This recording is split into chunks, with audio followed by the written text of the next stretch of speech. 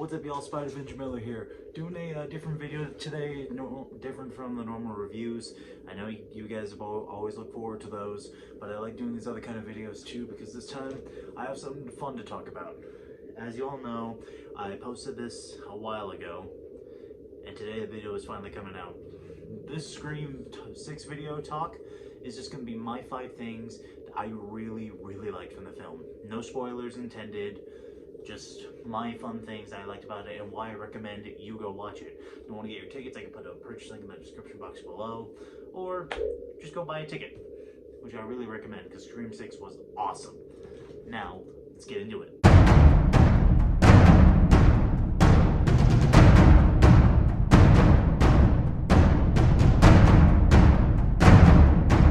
So, thing number 1 that I really liked about it. It does a lot of things new.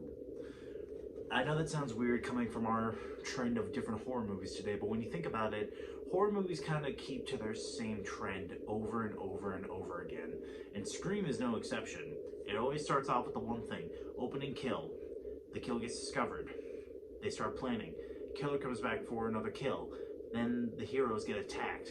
Disappears. It's always that same thing. What I like about this film is it finally did something a little differently. I gotta fix my camera angle. Sorry, that was bugging me.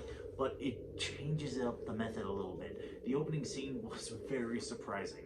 And especially throughout the story, it does stuff brand new. It's a phenomenal thing to realize what goes on in the Scream world, because we always have the same kind of method that goes over straight from Casey Becker to Maureen Evans, to Cotton Weary, to, can't remember their names, Marnie and Jenny, I can't remember the last names. And then Scream 5 decided to throw a little bit of an oddball with Jenna Ortega's surviving kill.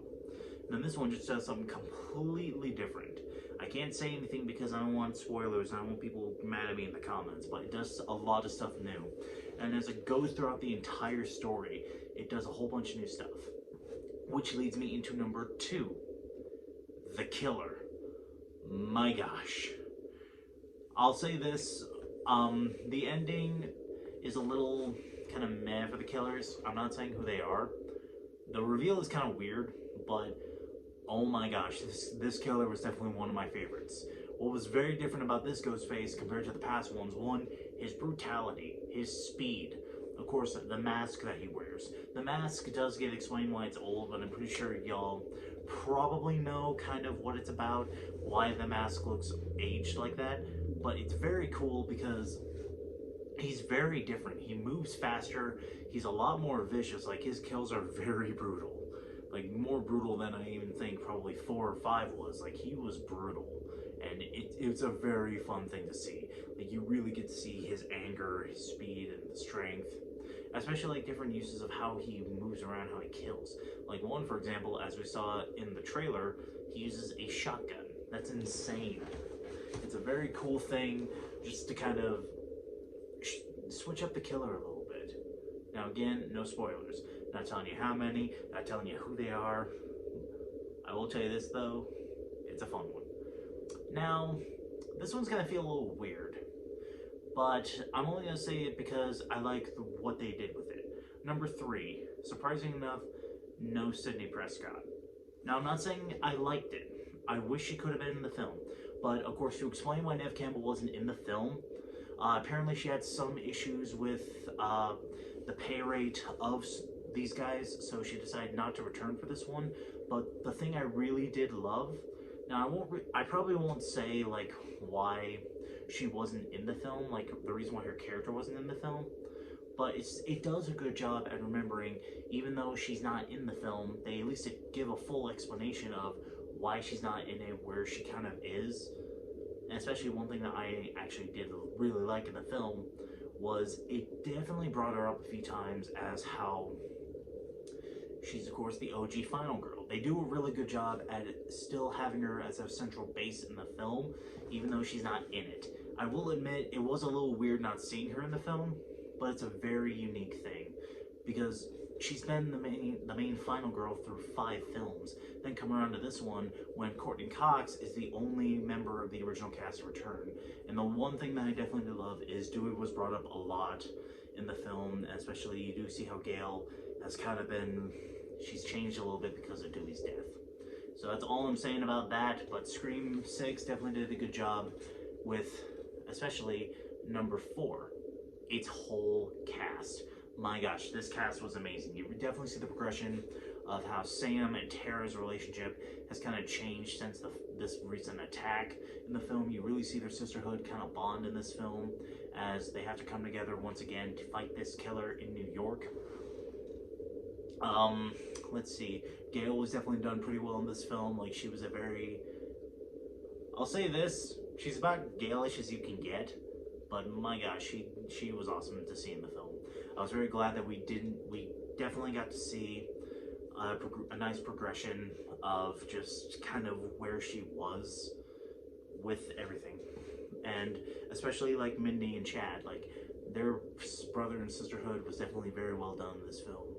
And just like the whole cast, even the new ones, even heck, Kirby, Hayden Panettiere, I'm sorry, I don't remember how to say her last name, but Kirby, she was so much fun to see in this film. She definitely, what I appreciate about this is even though we haven't seen her for a full movie, she still knew the character, and even though she was given a new like role to play in this film, she's still an amazing character. She still knew everything, and it's very cool to see her character come to life in this film to actually work together again to stop another killer. And lastly, number 5. This is the one thing that I really did love about the film. How much it calls back to all the originals. And I am not just meaning like the last film or like the first film. Because if you notice the kind of Scream pattern, they mostly talk about the main plots usually revolve around the first film.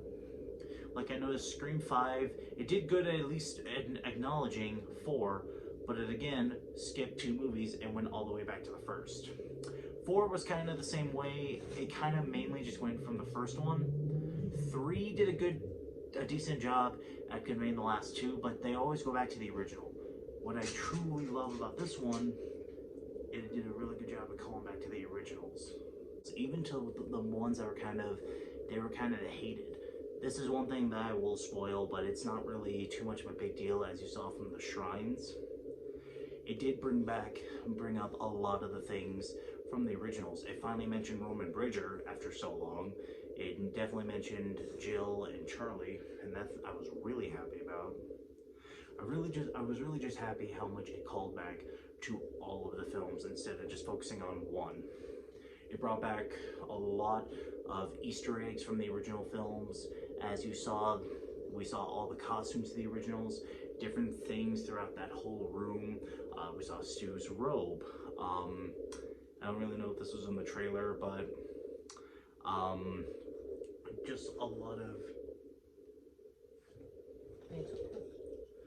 of Easter eggs from the originals. Definitely in that shrine, it was an amazing thing. Just to see how much it called back to the originals and acknowledging them instead of just really focusing on one film and lightly brushing in the others, because the past really had a lot to do with this film, and that was something that I really did love. And it's something that I appreciated, and I hope they continue it again in Scream 7. Well, y'all, that is my video of the things I loved in Scream 6.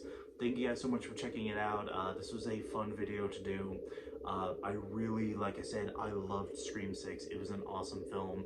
I saw it with WebWar JP and Mythical Spider, and we had a blast. I really didn't want to try to spoil anything in this video. I hope I didn't, but this is just the reasons why I liked it and why I really recommend you go check it out. It's a very fun film, and it gets me so excited for the second one. The second one's got a lot, or the second one, 7. 7's got a lot. 7's got me really excited for what they're gonna do. I don't know what they're gonna do. All I know is one thing: they are promising, or at least I think they're trying to get Neve Campbell back to play Sidney Prescott. Which, if that's the case, go for it, girl. I want to see you back. I miss you, Neve. But thank you guys so much for checking this out. If you can, like, subscribe, leave a comment. If you've already seen the film and you comment in here, just don't spoil it. I don't want people to get spoiled with this film, and that's why I made this video. And I said at the beginning, no spoilers intended. I just don't want to take away from a lot of people's experience of watching the film, because one, it's really good for us Scream fans, but it's also a good film to watch if you've never seen the franchise. But for the fans of the franchise, you see a bunch of Easter eggs and how a lot of things are done. But again, guys, like, subscribe, leave a comment down below of how much you like Scream 6, and I will see you all in the next video. Bye-bye. Or, how should I leave this video off? I'll let you know my Ghostface voice isn't the best, but, do you want to die tonight? Man, that was terrible. Yeah, see you guys.